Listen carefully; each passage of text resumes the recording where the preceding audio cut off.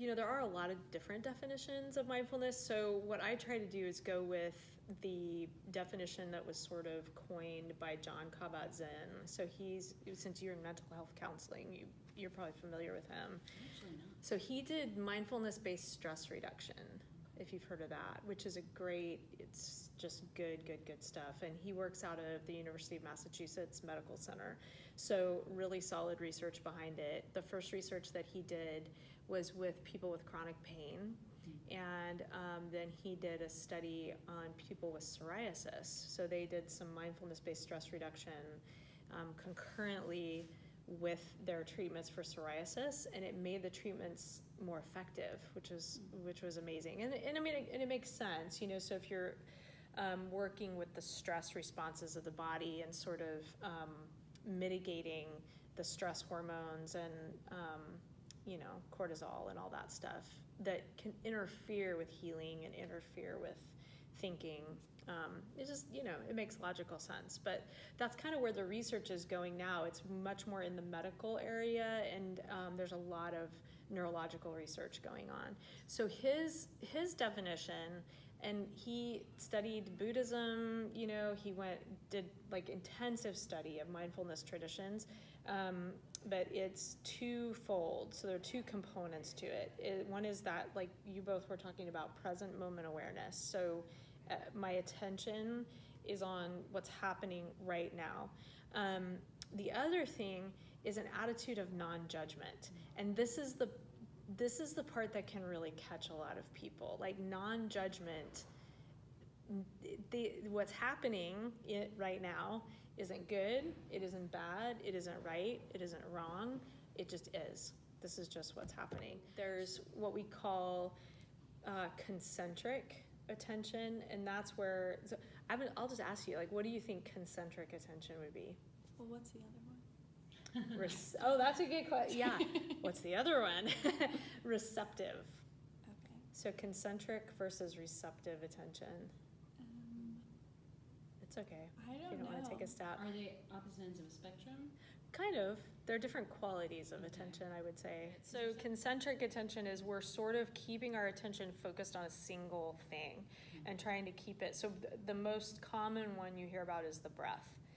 So I'm keeping my attention rooted on the breath. We'll do some of that in a minute, because that's really the simplest and most, in my opinion, the most useful, because you can sort of do it anywhere, anytime. You can do it for one single breath, like literally for seconds, or you can do it for hours. So a lot of flexibility. Receptive attention is where, like you said, you're sort of open to everything that's happening around you. But it doesn't have to be restricted to what's external to me. It can also be about what's happening inside of me. So I'm not necessarily trying to maintain my attention on a single object, I'm sort of opening my attention up to everything that's happening, the sounds, the smells, the feelings, the sensations, sometimes, visually. So people will either close their eyes or keep their eyes open, but it's very present moment awareness of everything that's going on. I love the meme, I don't know if you've seen it, where the guy and the dog are standing next to each other looking at the sunset. Have you seen this? Mm-hmm. So this guy, and I don't know who did it, it's a great meme, but they're standing next to each other looking at the sunset, and there are thought bubbles, right? And in the dog's thought bubble, you see the same picture, right, that's happening out there.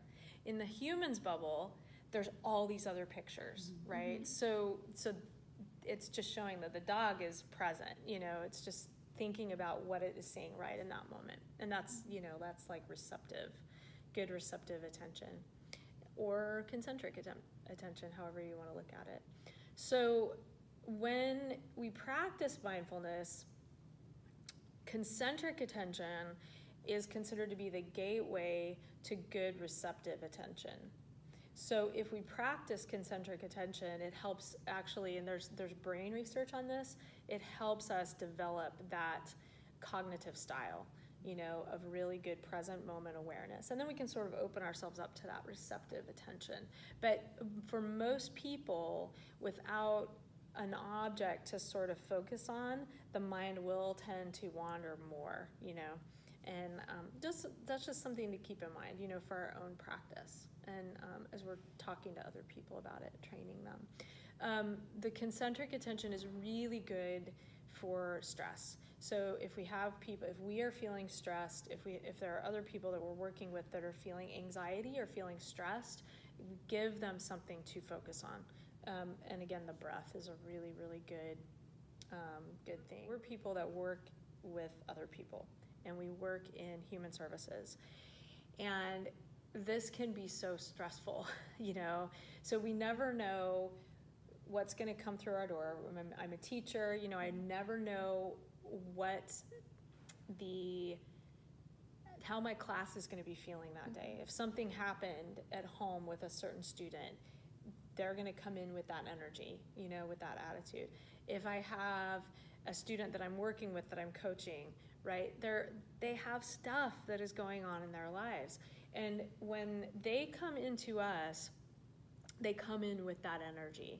And if we are depleted, it is really, really hard for us to be able to support them in the way that they need to be supported. So, you know this, like from working in mental health, from working with coaching, teaching, it's the same thing, So being in service to others, I think what it requires of us is that we make sure that we are not depleted ourselves. We have to attend to that, because if we don't, we're not going to be prepared to attend to others in the very best way that we can. Unfortunately, those of us who are in service of others, we don't tend to take care of ourselves very well, right? So I've heard people say, well, I don't want to be selfish. I don't want to, I feel like I'm selfish if I'm doing that, if I'm turning off my phone, or if I'm saying no.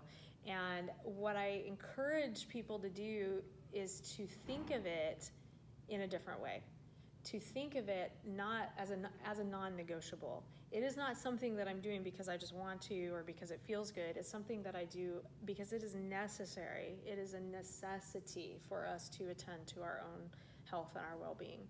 So we practice mindfulness because, years ago, like maybe 200 years ago, humans were doing very different things. So humans were running around in the woods, they were hunting animals, they were farming, they were fishing. So they were out in nature, which is a great thing for mindfulness and mental health. They were building, things were quiet. We didn't have a lot of amplified sound. So, I don't know if you noticed, it's really hard to go into a restaurant anywhere, especially in the United States, and be able to just have a conversation at a normal volume with a person across from you. So we're so inundated with noise. We have amplified sound. That is a really recent development. We didn't have amplified sound, I don't know, maybe 100, definitely not 200 years ago. We didn't have speakers. We didn't have all that. So, it was quieter. And our nervous systems were not as taxed, Now our nervous systems are really taxed. They're taxed with toxins, they're taxed with noise. So probably, 100 years ago or 200 years, it wasn't necessary for just the average person to practice mindfulness, to meditate, to go to yoga class, to be healthy.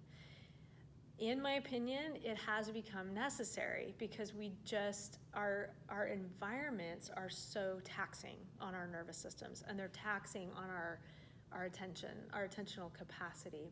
So to take a moment to rest our brains, to rest our bodies, in my opinion, has become a necessity for whole health.